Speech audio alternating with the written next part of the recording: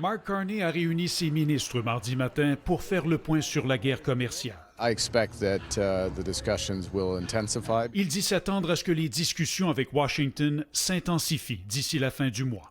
Mais l'objectif principal du Canada dans ces pourparlers semble en train de changer. Nous allons nous battre contre ces tarifs jusqu'à ce qu'ils soient annulés. Alors qu'il affirmait au printemps vouloir une entente sans tarifs douaniers, le premier ministre émet aujourd'hui des doutes que cela sera possible.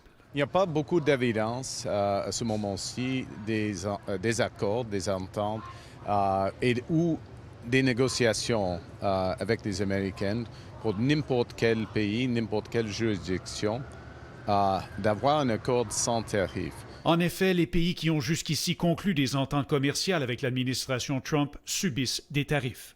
10 % dans le cas du Royaume-Uni, 20 % pour le Vietnam et 19 % pour l'Indonésie.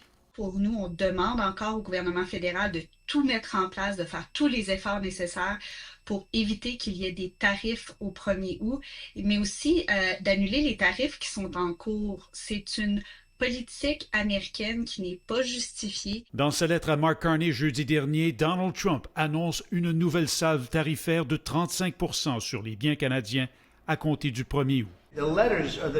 Il dit que les lettres qu'il a envoyées à des dirigeants étrangers constituent les ententes avec ces pays. Il montre à ses électeurs qu'il fait ce qu'il a dit qu'il allait faire durant l'élection.